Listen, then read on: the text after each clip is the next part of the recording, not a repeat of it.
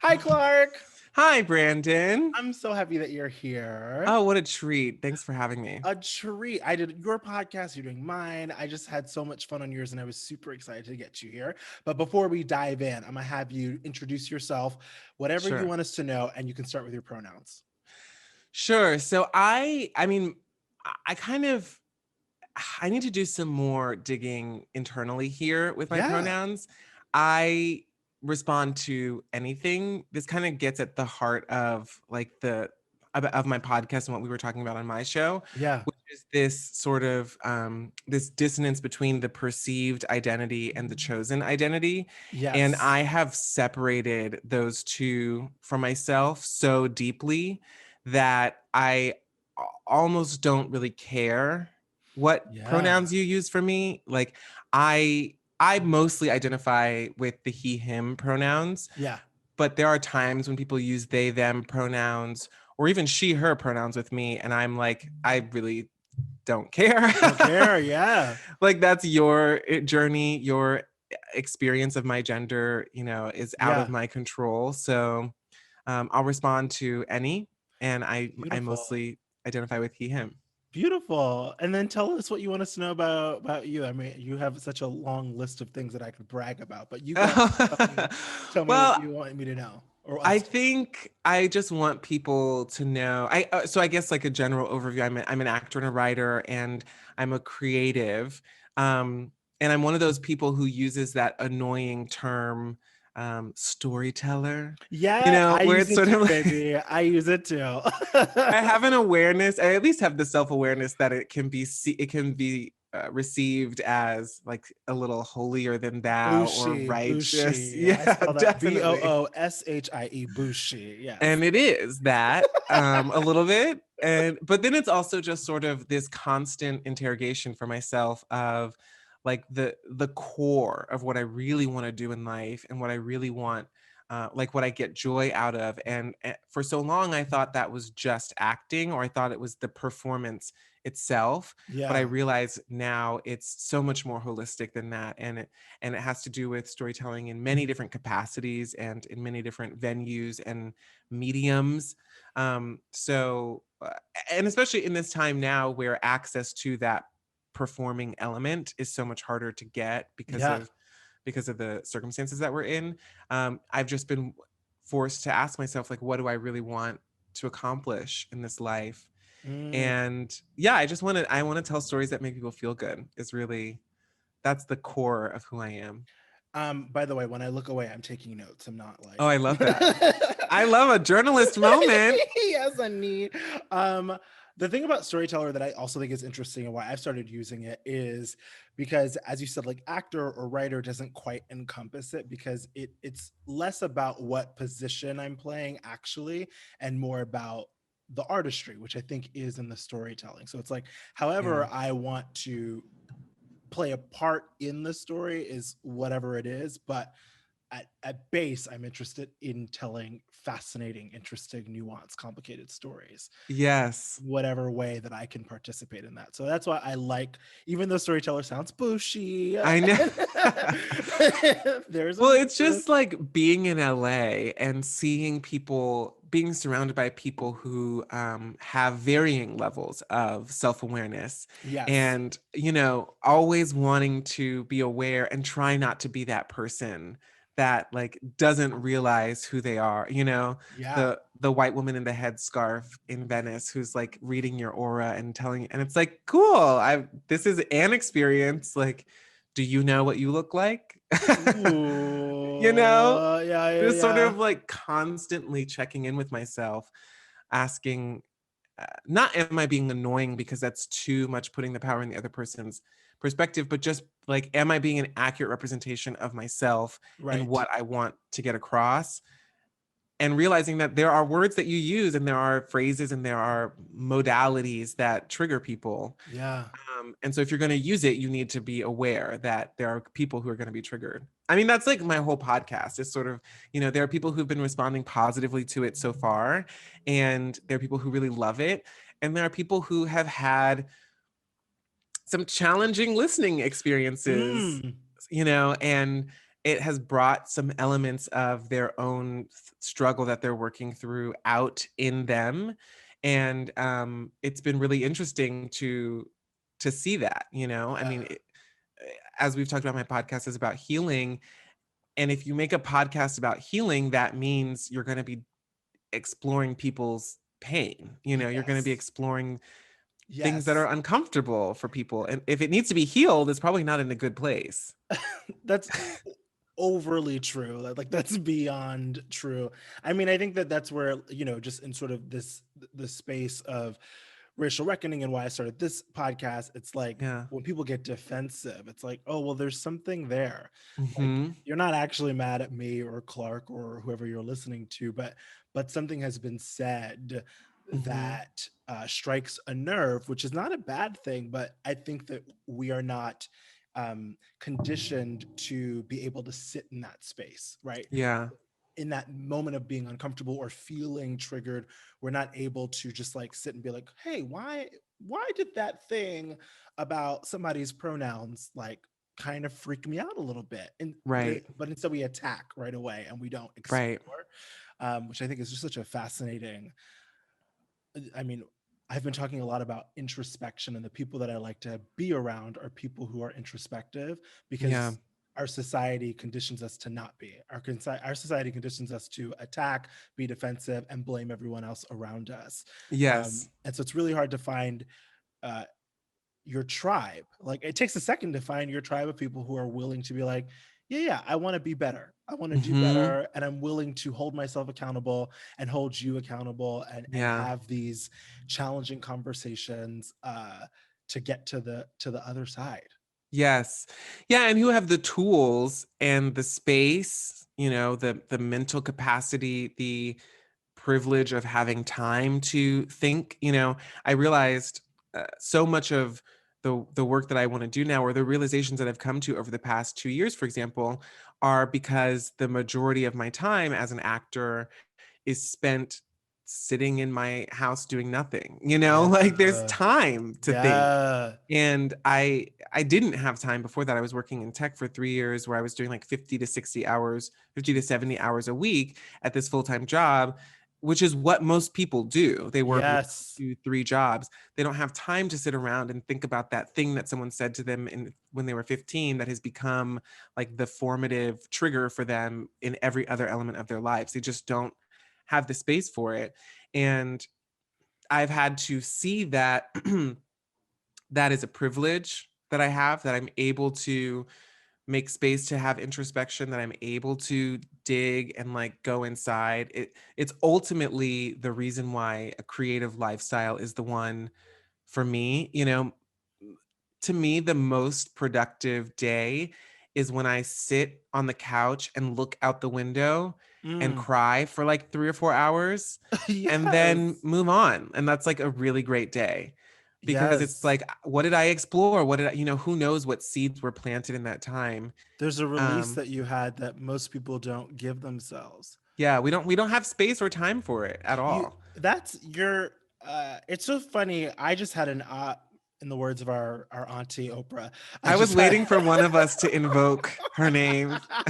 I was gonna do it earlier, but I said, "This is your show. I'll let you invoke Let me her." do it first. Well, in the words of Auntie O, I had an aha moment where you were talking about being in tech because I, before being able to kind of step into being creative full time, was in the fitness industry, Mm, and I ended up taking on leadership roles inside of a corporate kind of fitness company, and those hours were insane.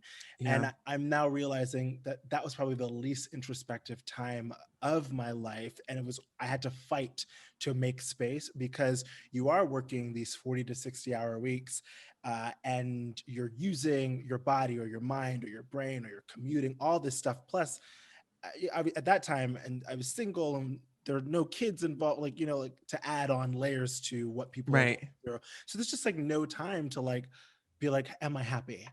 Right. Like, is this bringing me joy? Why is that triggering? So that is such a luxury of being Yes. in the creative space where that is your job as a writer, as a storyteller, as an actor, is to be introspective so you can tell those stories. But that's not Yes.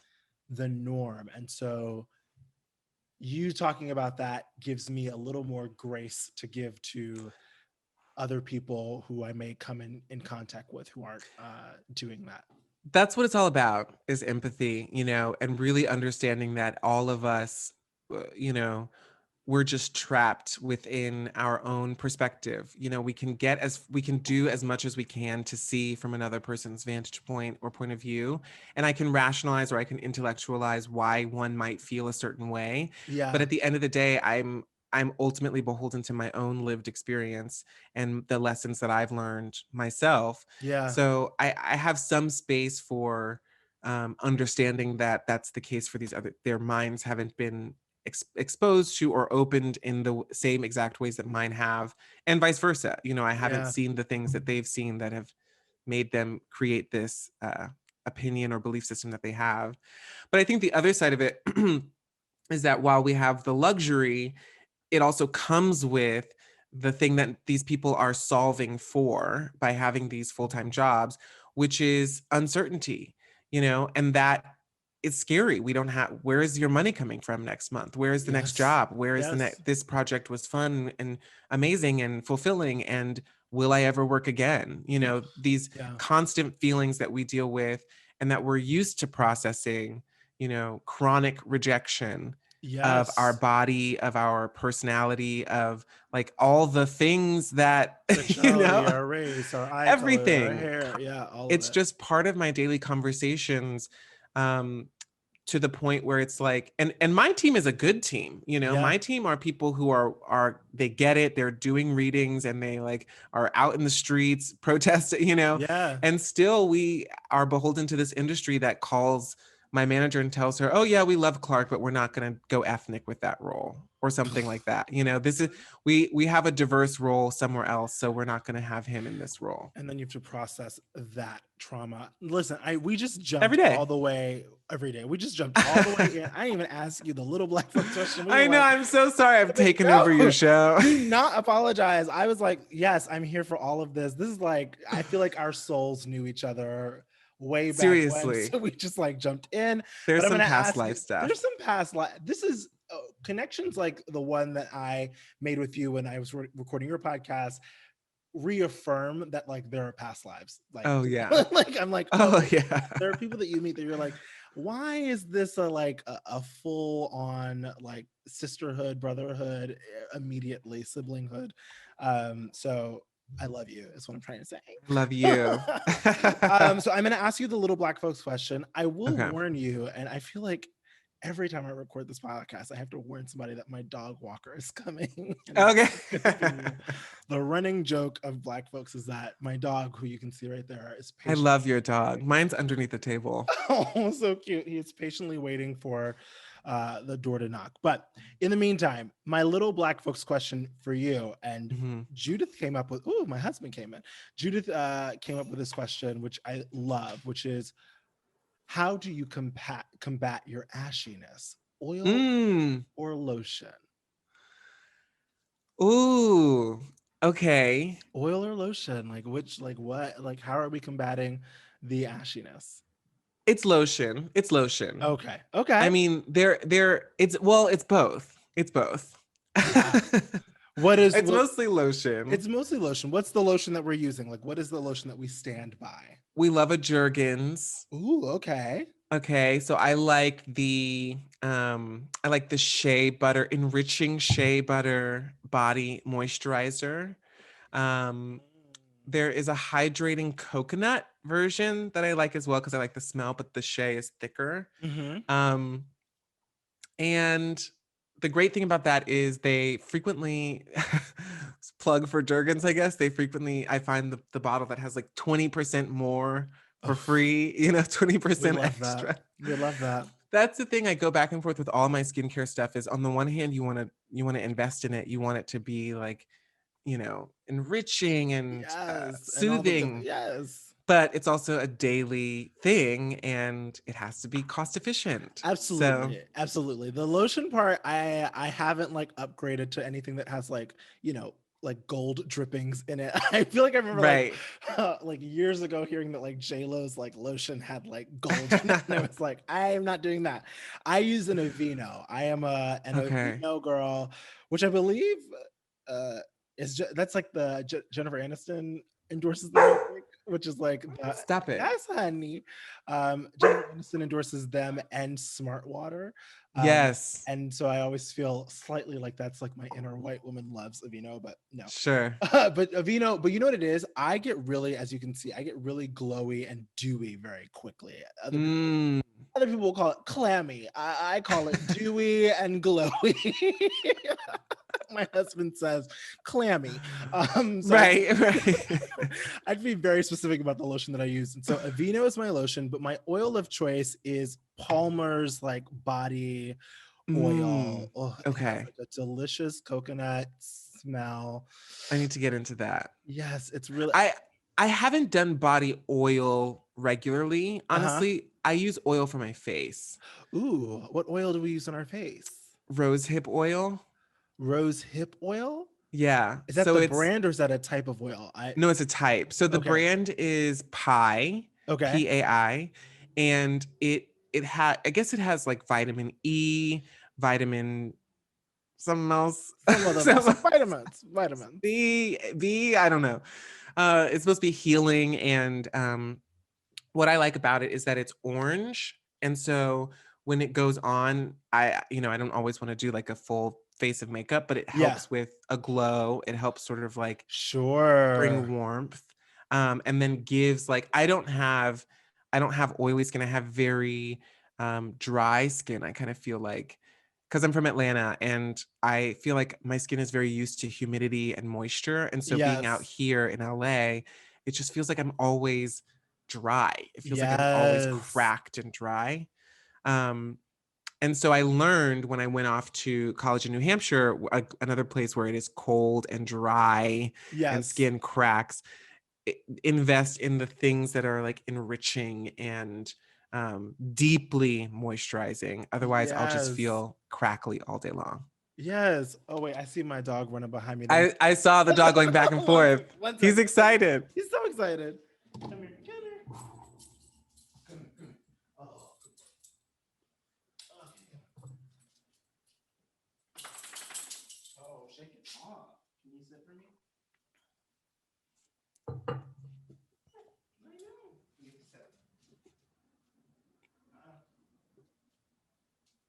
Figure it out, buddy. Thank you. Stay. Okay.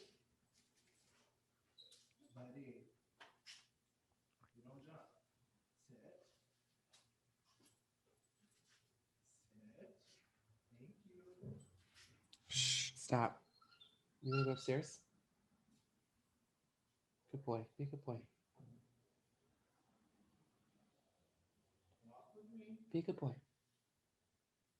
Sit.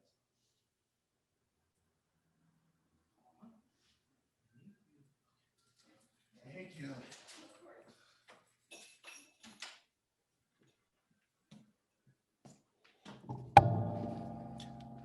So exciting. So exciting. And he loves to jump. My dog still thinks that he is 3 pounds when he's fully 60 pounds. And so Oh we're my like, gosh, mine's 62. really? Oh my Yeah, they God. would be best friends. Besties. He loves, I mean, Jesus Christ. He just loves any other dog. He like loses his fucking mind. It's like a lot of energy. And he's a pit mix, and pits tend to play with their hands more, is what we've Right, learned, which right. is not the favorite for other dogs always. Sure. So we have to be just like very like cognizant of introducing him to dogs that match his energy. Right. Yeah, same. Same. Mine is fully psychotic. Psychotic, loses his fucking mind. So we're like doing all these like this is so boring for anyone who doesn't have a dog. I mean, any pet parent will get this They though. understand this, yeah. So it's like the distraction and the toys and the treats and the like sit and the it's a whole thing. um I also love an oil. Here we go. I also love Okay. an oil for my face.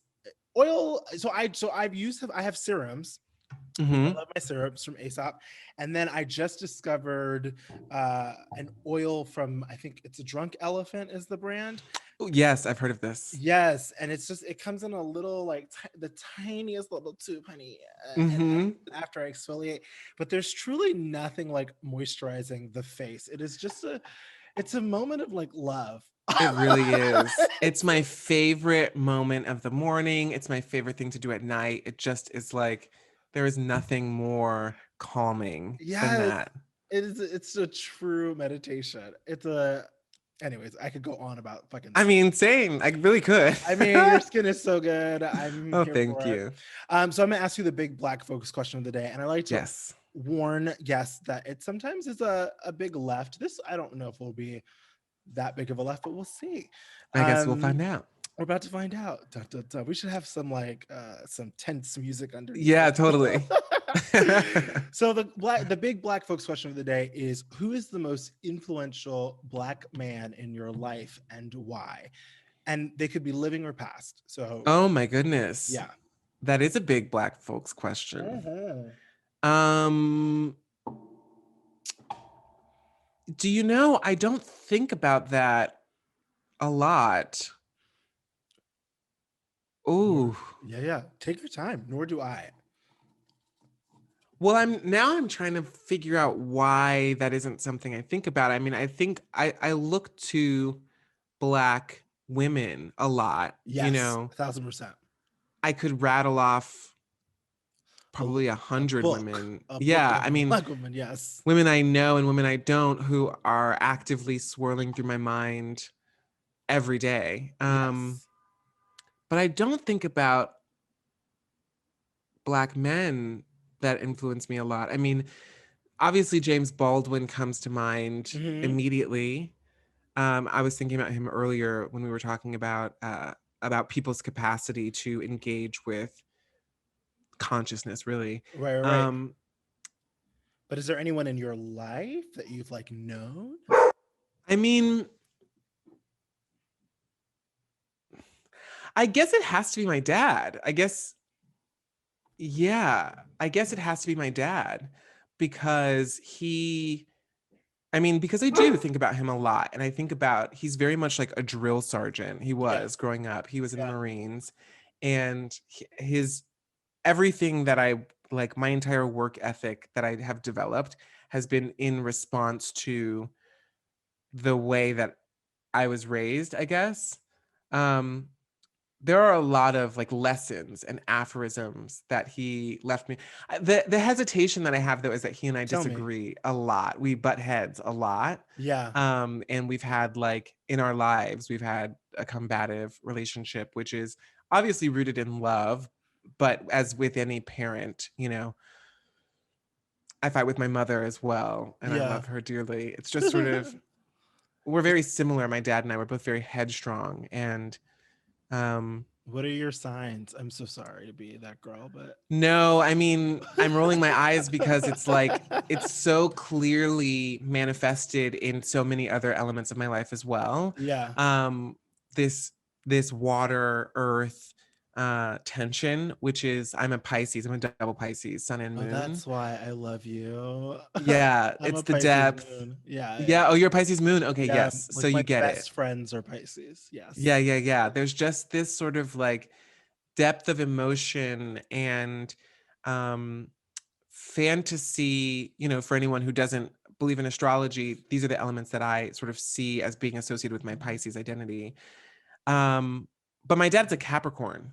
Like my dad is fully the goat, working his way up the hill in his own time, in his own manner. He's very grounded in Yeah. this world.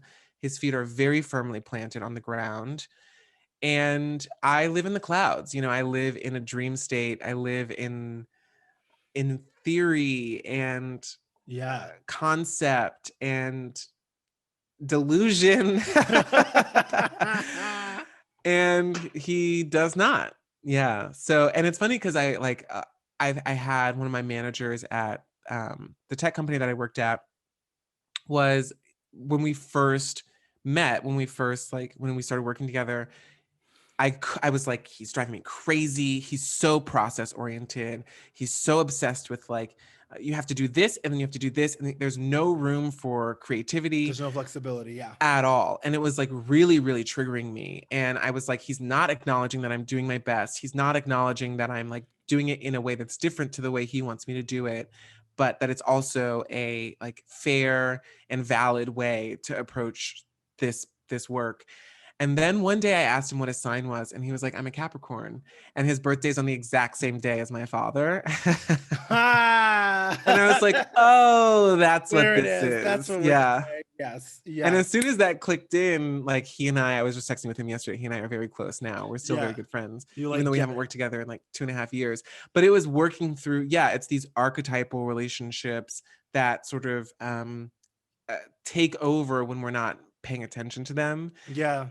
And so I guess, yeah, I would have to say my father. Yeah. And so what are like, I guess like what makes him influential? Like what are the lessons possibly that you remember him teaching or that you like Yeah. hold on to in your life? I mean, they're endless, truly, like, and it's constant. I mean, I think that's part of what is difficult about our relationship now is that he is still very much that father figure, and we have not gotten to a peer place. I don't know that we Mm, ever will. I don't know that we ever need to, honestly. But I just say that to say that the lessons are truly never ending. But in terms of like the reason why it came to my mind and why I thought about it being influential, certainly in my everyday life, is like I'm walking out the door, for example, and I look outside, and as you can see, I'm in Venice. It's a little bit cloudy today. Unclear whether or not it's gonna rain. yeah. Um, but I'm walking out the door and I'm like, huh, should I take an umbrella or not?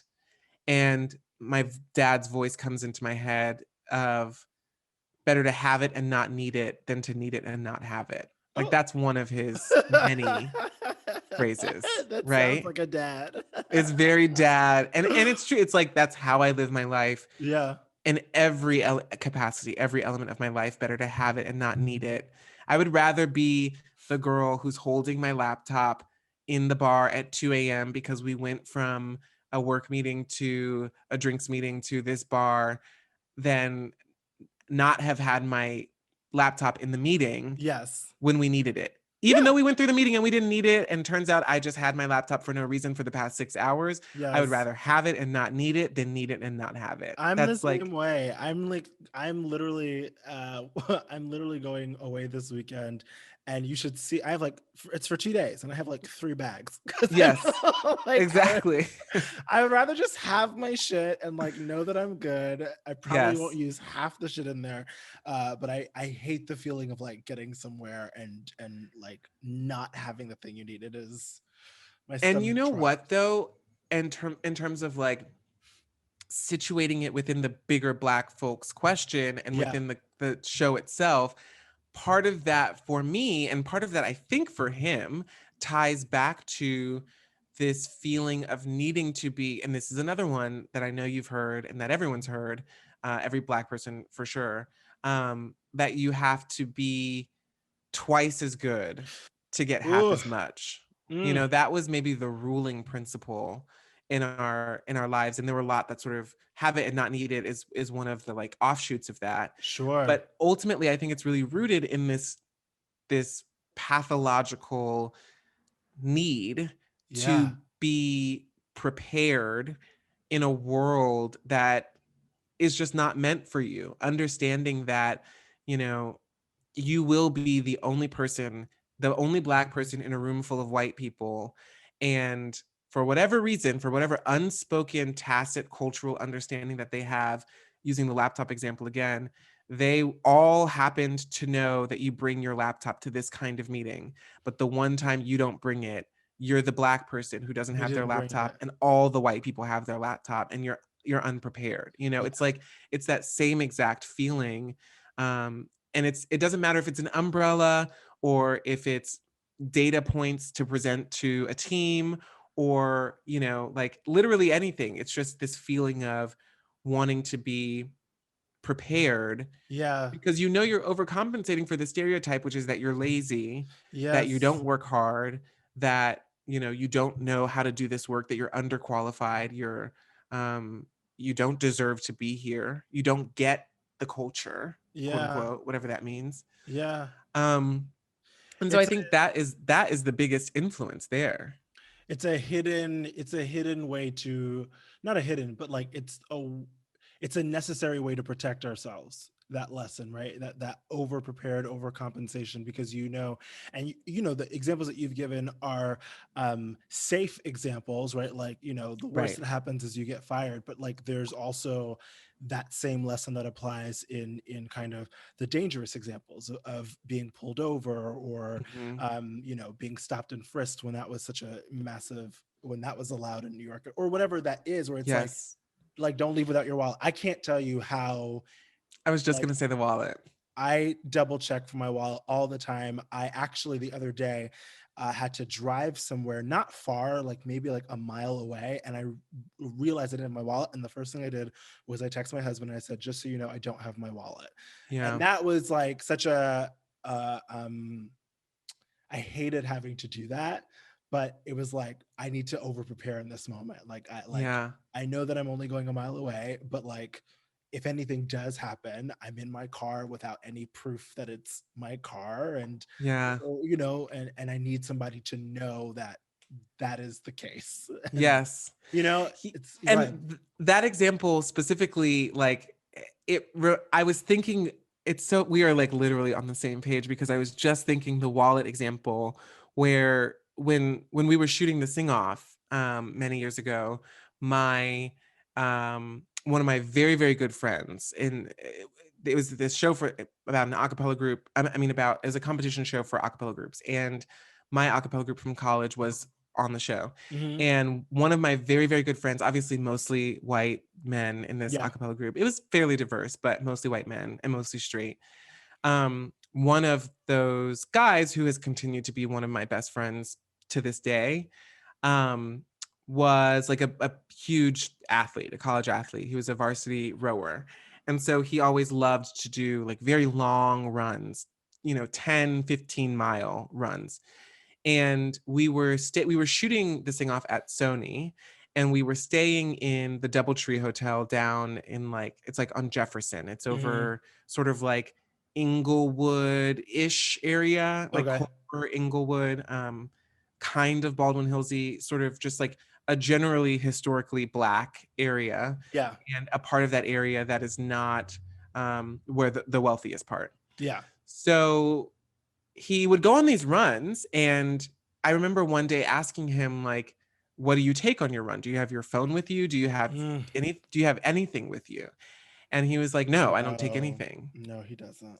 And I remember having this conversation with him of just like, we live in two Different completely lives. different worlds where, beyond the fact that, which is a huge part of it, that if I'm running down the street, a cop could pull me over for no reason. If I'm walking down the street, a police Yes, officer this could is pull it. me over for no reason. That's a fear that I live with. Um, but also, like, what if someone mugs you? What if Yeah. someone hits you with a car? Yeah. Like, there are any number of reasons that your body would need to be identified, and having that identification handy would make it safer as opposed to like Have it. delaying your potential of survival.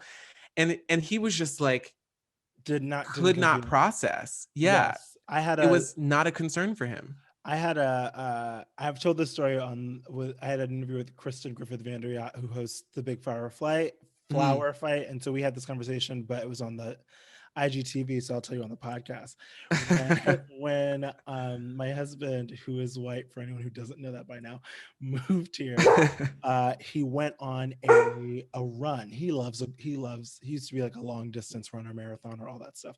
So Mhm. he went on some long run, and he too, like, no wallet, no phone, no nothing, which always used to trigger me. And I didn't understand why it was triggering. I wasn't that introspection we were talking about earlier. I wasn't doing Right. that.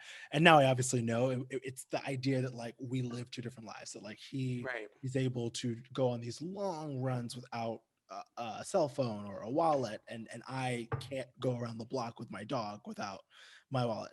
So I get this call, unknown number, which I rarely ever pick up, but I guess the universe was on my husband's side because I picked Mm. up, and it was him, and he was dehydrated and couldn't run back and needed me to pick him up.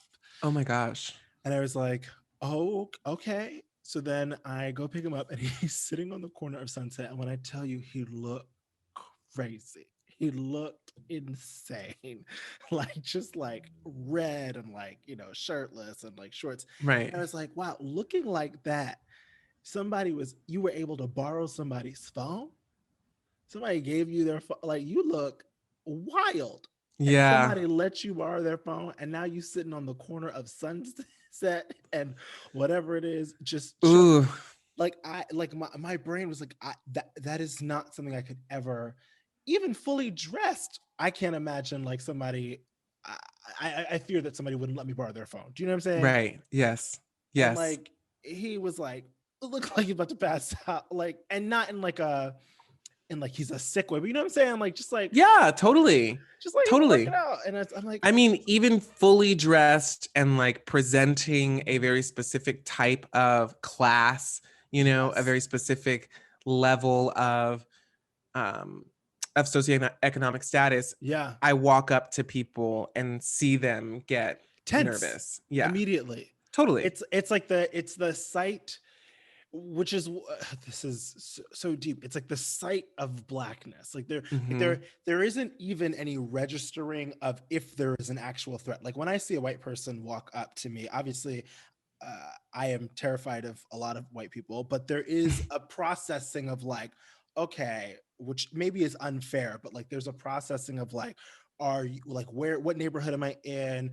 Right. How are you dressed? What are you looking like? How are you approaching me? That like, whatever. But for us, it's like, just like the sight, just like knowing that it's a black person Hmm. makes a white person tense. And that Hmm. is terrifying and weird and awful, and like, no one should kind of become tense unless they're doing something to make, like, they're threatening you in some way. Right.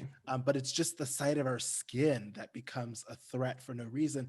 And to think about your dad saying, rather have it than not have it, it's like the overcompensation, like Yeah. overly dressing. Like, I will, Yes. full transparency, if I know that I'm going to a certain restaurant or area, I will wear something that has a designer logo on it, Yes. just to Yes. like be treated with, Yeah. To signal. to signal like all these things that I'm like, I hate, like, when I see these celebs that are like, I'm in my like, there's some photo of like Katie Holmes in like a Gap sweatshirt. I was like, I would never, I could I know. never, like, if I'm going somewhere, like, I could never, I have to like No. show you that like I can afford what's in here. Otherwise, I'm going to get stopped, or I'm going to be asked.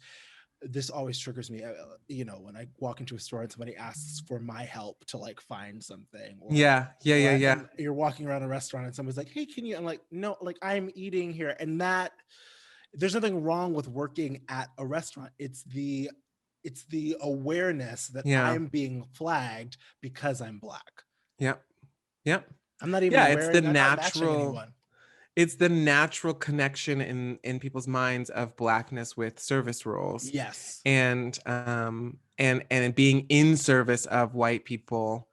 Uh yeah, I mean, it runs deep, and it's like my parents were, it's funny that you would ask that specific question about the most influential element, because it is really making me realize how much my parents were obsessed with respectability politics Oh, and presentation. 1000%.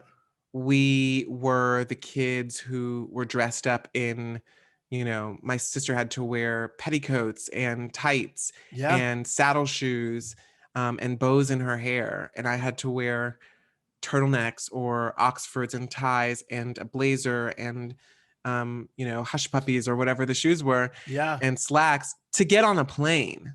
Like, we were Yes. not flying anywhere, we were not traveling anywhere unless we were presenting wealth Yes. and status and respectability.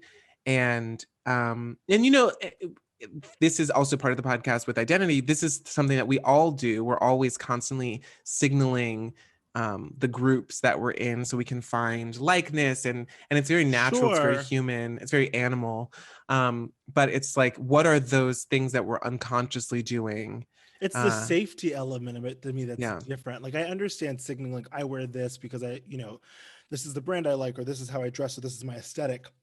But I think for black people often there's like an awareness, especially black people who by trade or by whatever, who by family are moving in predominantly white spaces. yeah, There is a massive safety element. You saying that about your family making you dress up for get on the plane. I remember I forget how old I was, but I was maybe like a teenager, and my mother wanted me to like drop something off at the mailbox, which was like a few mm, blocks away. And so like I like got out of bed and got the thing and went, and then I came back and she was out the door and saw me coming and literally met me at the gate and was like, "You never leave the house looking like that." And yeah, there was like a whole conversation about like how I was dressed to go to the fucking mailbox. yeah, And part of me thought it was like a class thing or like she was just being bougie. But now looking back, it's like, oh no, like you are a young black boy walking to the mailbox in like a hoodie and like baggy right, jeans and your hair uncombed, which should be fine. It right, actually be okay. right, But unfortunately, it signals something to uh, a dangerous demographic of people right, will harm you because of right. whatever assumptions they have. Um, and I've never gotten over that. I feel like I still, I mean, I think about Trayvon Martin all the time. Yeah, Like that was for me, like when my mother had stopped me and gave me that talk, I didn't fully understand it. And then when Trayvon Martin happened, which was years later, and by that point I was in my 20s, it was like the first time that it clicked. Like right. Trayvon Martin was the first death of a black person that really shook me to my core. And Yeah, that's when like I woke up and I was like, oh shit, like same. they're just, and it might be because he was at that point I was older than him. So like when I was younger, everyone was older than me, and so Right, there's a right, level of like, well, they're old. I don't know what the psychology of my 15-year-old brain was, but I feel like if I could go back in time, I'm imagining you write it off because you're like, well, that's not like they're older. I don't know that would right. It's happen a to me. world that I don't live in. Yeah, Yeah, and then to be older and hear that somebody younger than you has been shot down, there was just a different, it cracked me open in a way that I hadn't expected, and all of a sudden I was like, oh, this is what my mother has been afraid of right, my right. entire life since I got here. Yes, I mean that is the legacy, that I think about a lot that my parents have left with me and that I try to work through is that they lead from fear. Yeah. And I understand why, because their lives were, I mean, they were much closer to Jim Crow, for example. Hmm. The in some ways, even though they've normalized it, the conceptual world that we live in now, wherein in theory there's like a pathway to fix racism, maybe, like that didn't exist for them. Yeah. Racism isn't going to be fixed. It just Right. is. It's sort of Right. the way they like white people want to kill black people. That's how it Yes. is how Yeah. they were raised, and that was the world that they lived in. And so I look back on my childhood, for example, which now in the context of this moment I see as like, it wasn't that long ago. um Nope. and two, like the world that I thought I was living in was completely a fantasy. I mean, Absolutely. I knew in theory that these things were true. I knew in theory that I needed to present a certain way in order to be understood. I have like all of these aphorisms being drilled Hmm. into my brain, but it felt like something that didn't belong to me. It felt like something that was an inheritance I didn't want. It Yes. was an inheritance that I was trying to reject. Yes. And I was like, I remember actively saying a lot of times to them, don't put that on me. Yeah. Don't infect my brain and my mentality and my viewpoint on life with the limitations that you now see in place because of the circumstances that were very real for you, but that we all are saying that we're trying to change. Yeah. Don't tell me life is going to be harder for me, because then I'm going to go out into life expecting it to be harder and try to validate that narrative.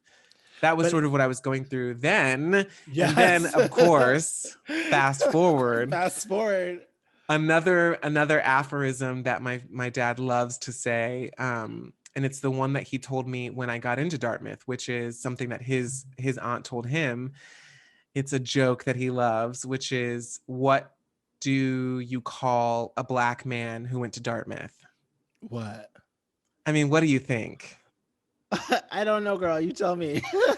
It's the N word. The punchline What? is the Sure, N sure, sure, word. sure. Yeah, yeah. And the point being, like, because, and this gets back to what you were saying, this concept of black exceptionalism, this Yeah. idea that your class, your socioeconomic culture that is associated with the institutions that you're involved with or the spaces you're allowed to inhabit or even take ownership of, the concept that that's going to get you out of anything, get you out of a racist experience, get you out of, or sort of help you the bypass systemic racism and oppression in the workplace, for example.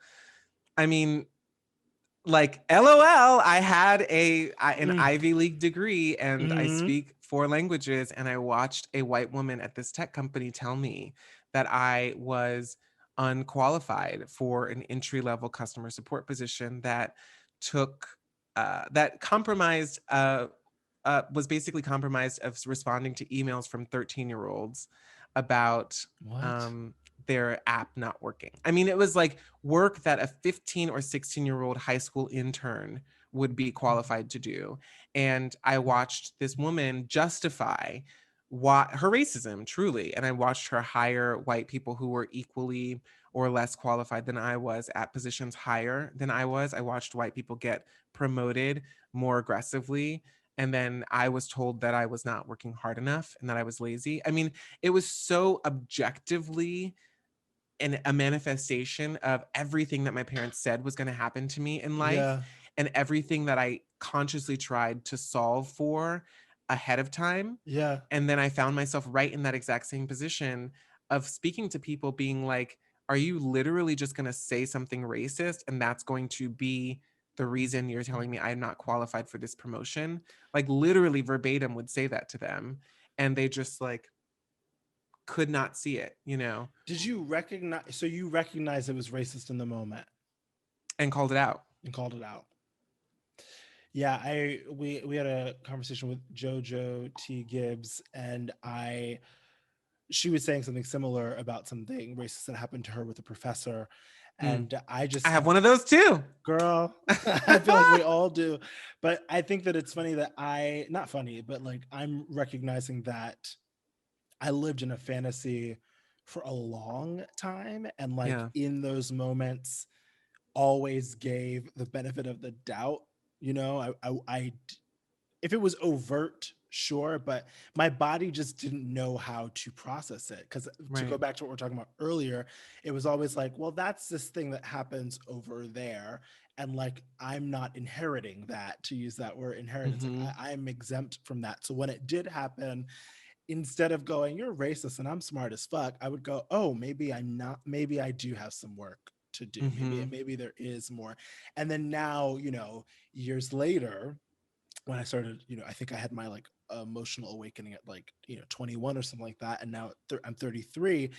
It's really painful to like remember those moments. It's really painful to like unpack all the moments that I either wrote off or didn't notice or felt something about but didn't have the words to express it. Right. And now I'm at 33. I'm like, oh yeah, fuck that. It's just, um, I always say that if like black people could really tap into the depth of the fuckery that this all is, the rage, um, that that the world would see would be Yeah. unprecedented. Yeah.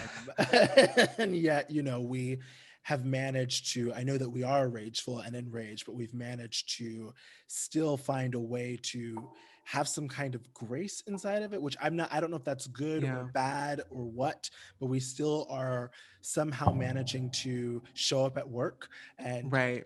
show up for our families and take care of our business as we fight.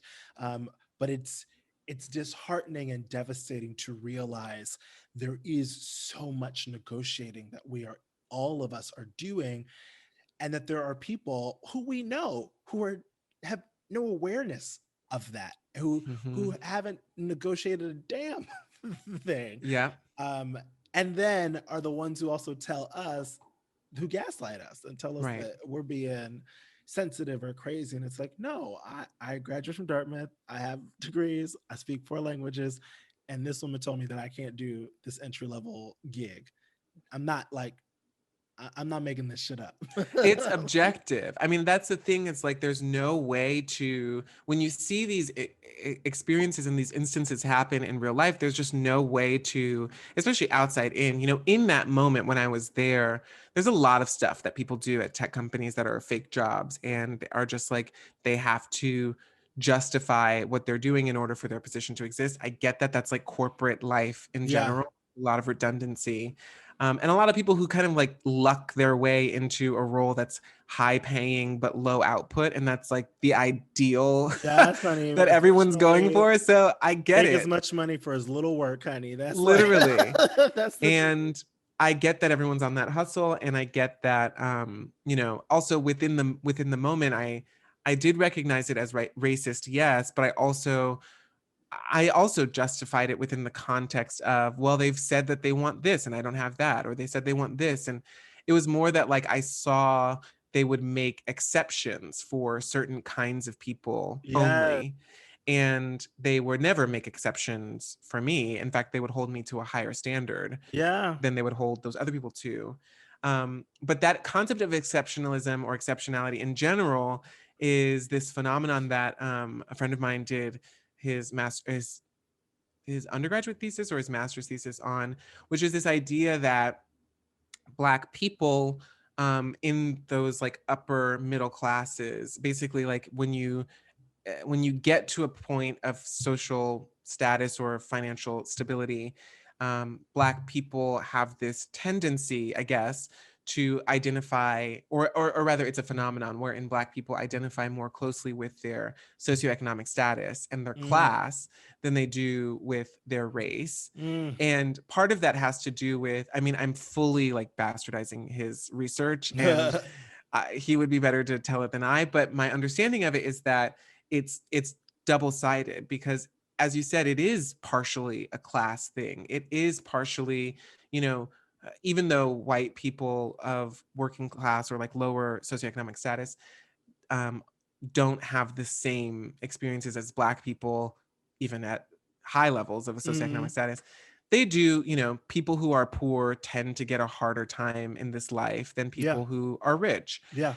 And so I think what I find so interesting, what I've constantly been trying to unpack, is this idea that we have been taught and we have been trained to believe that this is the path for us. The upward mobility that is promised to us through the American dream is our ticket out of abject poverty, out of the Yeah. stereotypes that come with, Blackness being directly associated with poverty.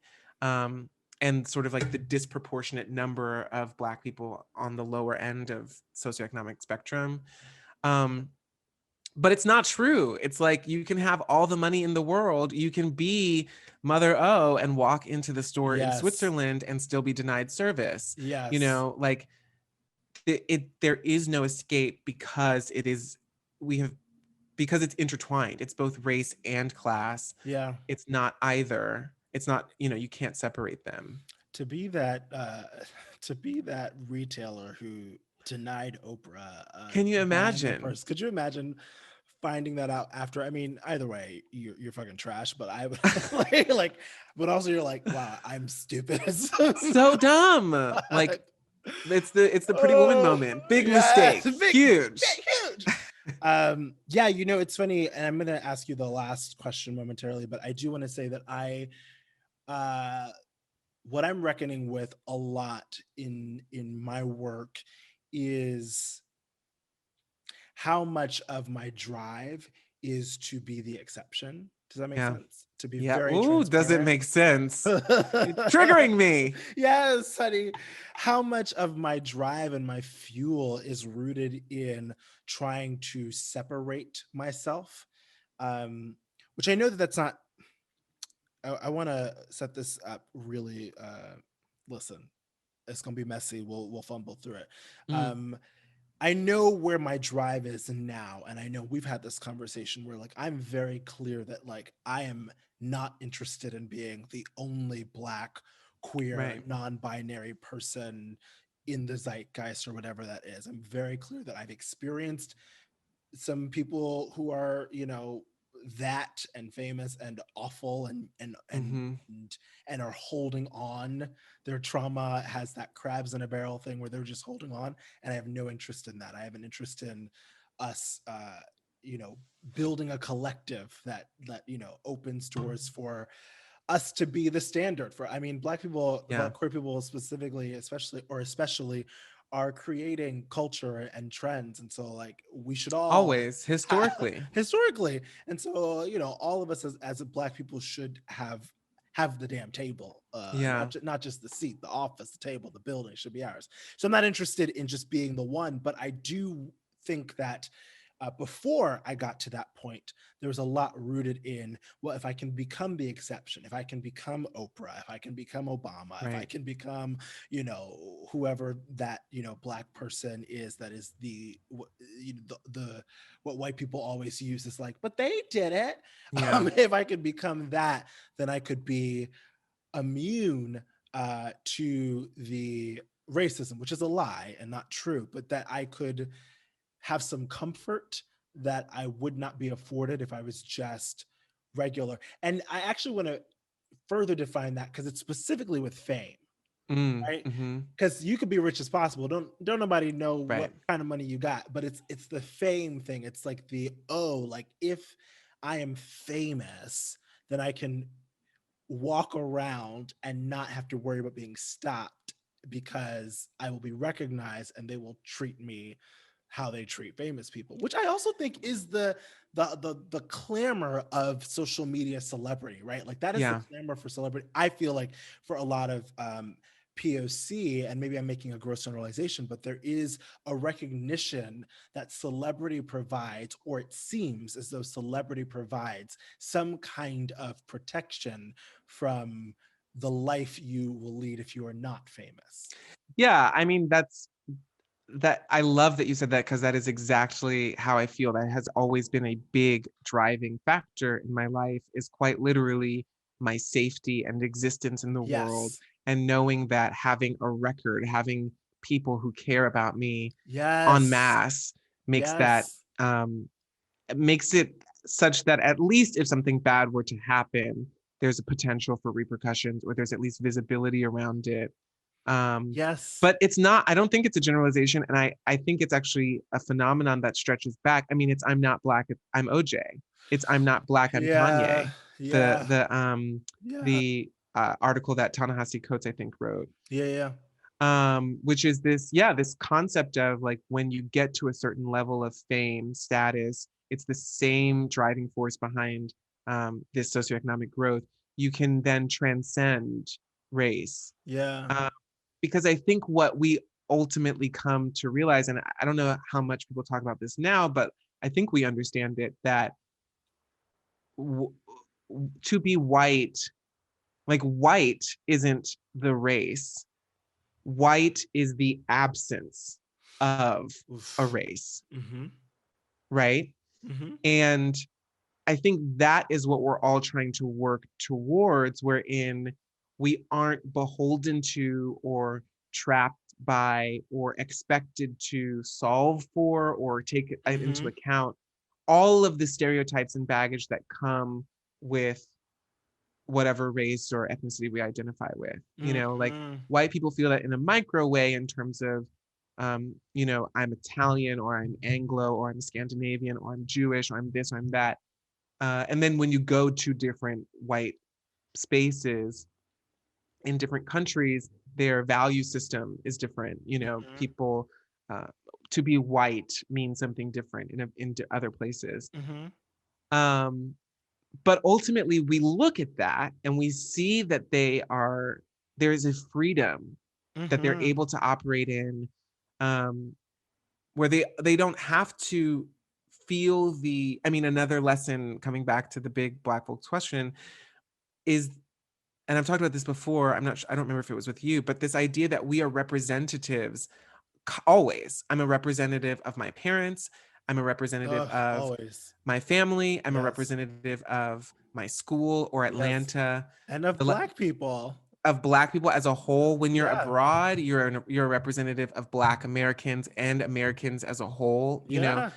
we carry that with us, and white people do not. I mean, there are some who are taught like you're a representative of this family or your Sure, sure, home or your sure. parents, but they don't feel the pressure of an entire race of people Oh, when they yeah. walk out their door. It's like when you hear a headline and you hear like, and this is terrible, but I do think Black people listening will relate to this, which is I always remember hearing a headline and my grandmother or my mother being like, just don't let them be I Black. hope Just they're not don't. Black. I Yeah. just hope they're not Black. Because there's this fear that like if they are Black, then now we carry that, and we do. It's not unfounded. Like Yeah. white people very much treat us based off of the images that they see or the headlines that they're given or the movies and that we're represented.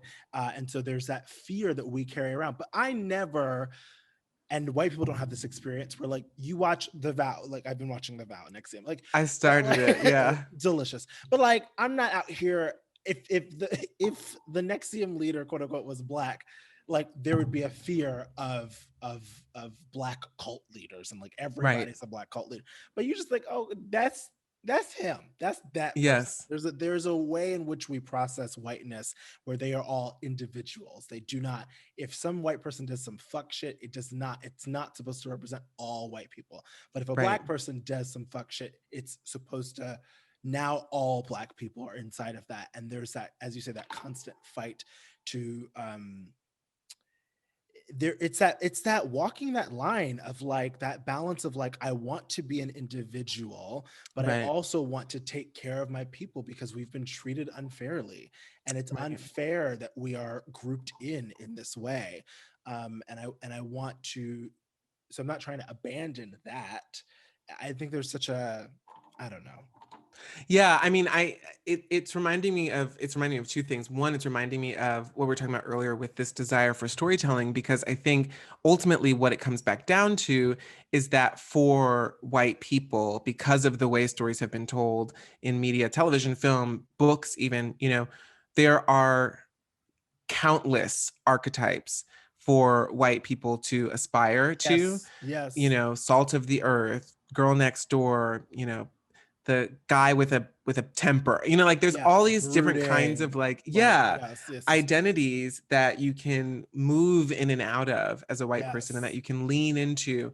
But for us, the only archetype is Black, It's really. Black, Like and quite it's thug literally. or sassy. Like Yes. those are our, you And when either, you look at the breakdowns, that's what you see. You oh see yeah, that the white people in the show have 10 different ways to oh my describe a white goodness, man, but the only description for the Black character is that they are Black and that they are maybe gay. They are LGBT yes, POC, or they are like, they might not even be Black. They might just be POC. So like literally yes, any non-white person. yes. And There's no so, specificity. We're not integral to the story. We're not like, yes. it could be whoever we want it to be, which is always wild to me because you're like, clearly these 10 other characters are white, and I don't know why they have to be white, but you know that this one character is of color, but you're not going to specify what their background, and it's like uh, suddenly race matters for this one Yes. role.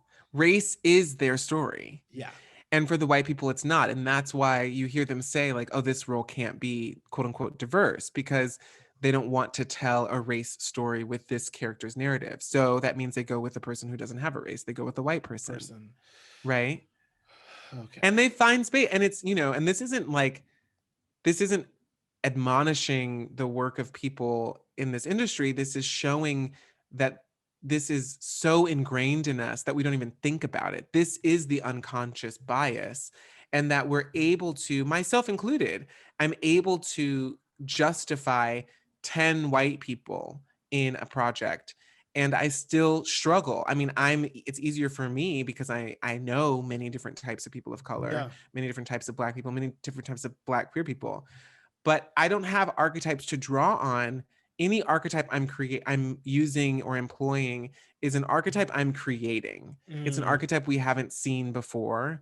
And that ultimately means it's going to be hard for people to engage with or understand or conceptualize or contextualize. yeah. They don't know what is this? I don't. And so we get that when we were talking about this too, when you pitch a show and they're just Yeah. like, I don't get it. And it's like, yeah, because it doesn't exist. Like, Yes. we are And because really you're in your bubble, and because ultimately, we as Black people, we as Black queer people have to be well versed in white culture, and white people do right, not have to be versed in anything outside. right.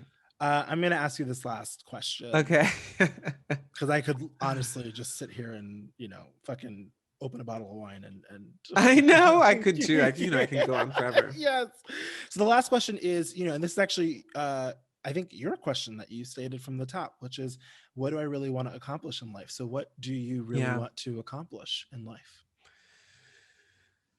I think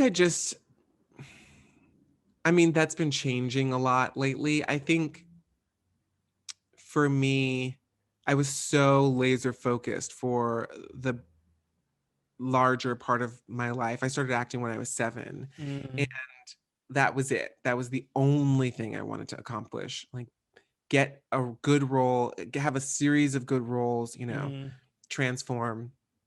Now my understanding, I mean, then I got Love Simon. Then yeah.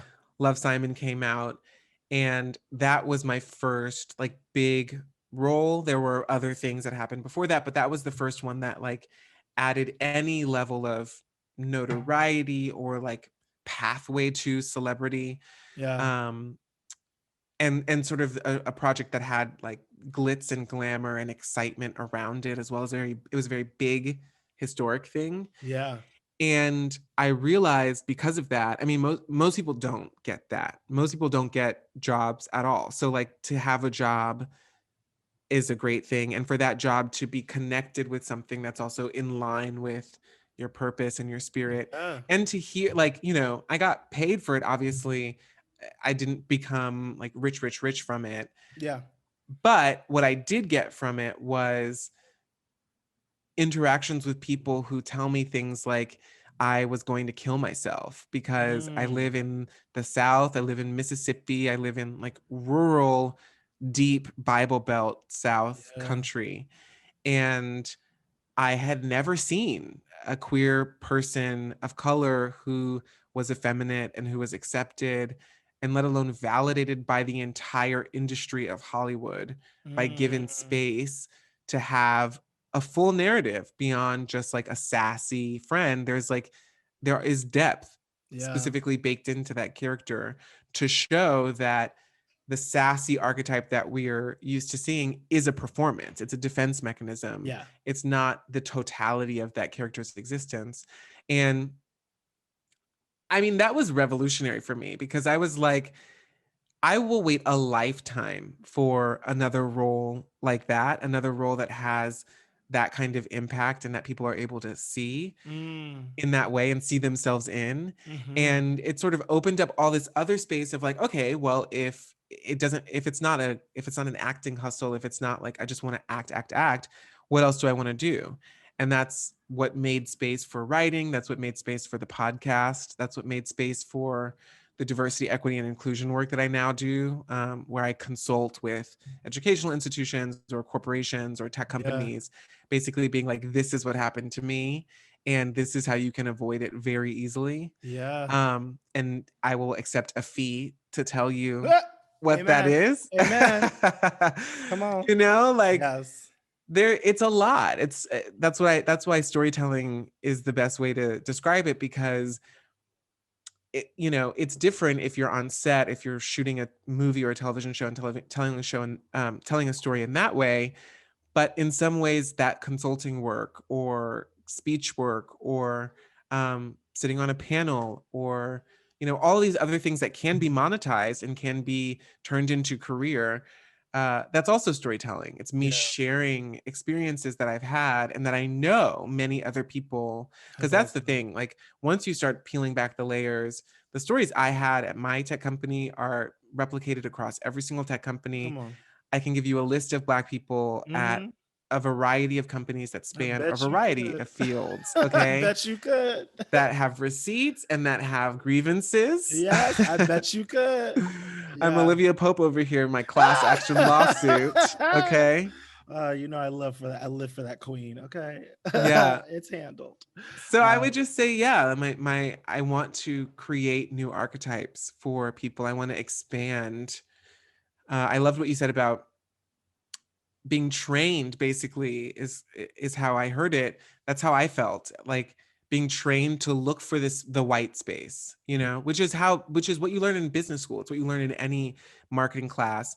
Look for the hole in the market, and that's where you're going to shine. That's where you get your exponential growth. If there's nothing there, yeah. then there's a need for it that you can either demonstrate or create. Apple creating an iPad, Yes. and it's like, who needs an iPad? And then all of a sudden we need an iPad. We all Like, need iPads. find the hole in the market. Yeah. And I think for a long time I was trained to, like, I would look at shows in the early, like in 2010, 11, 12, and I would see that there were no Black people on them. And I wouldn't think to myself, like, another show with no Black people. I would be like, ooh, this is where I need to be. There are no Black Mm. people in this space. That means they need Black people in this space. Mm. That means there is an opportunity to tell a Black story that exists in this space, you Yeah. know? And that's sort of how I've approached my career and my life, um, because it's connected to this desire to create these new archetypes. There shouldn't Yeah. be, in my opinion, Black shows and white shows. There should be shows that focus on lived experiences of characters that vary and change based on those identities. But the reality is, like, I know this from my own experience by virtue of, if I'm in the room, there is a Black person in this world, right? Yes. Yes. And so I look at these shows and I see my world. I see people that I know. I see worlds that I've inhabited and I've existed in. And I've been like, why are there no Black people? I know these people. I went to school with these people. I live down the street from these people, or I'm related to, or my friend is dating, or we're in the same, like, social club. Like, Yeah. I see myself in these worlds and I'm like, why are you erasing me from this world? I know I exist in it because I pay my dues. Like, Girl. I know I'm there. Yes. So Yes. I would say that's my goal. That's the work for me. Amen. Amen. Clark, I love you Praise so hands. much. Praise hands.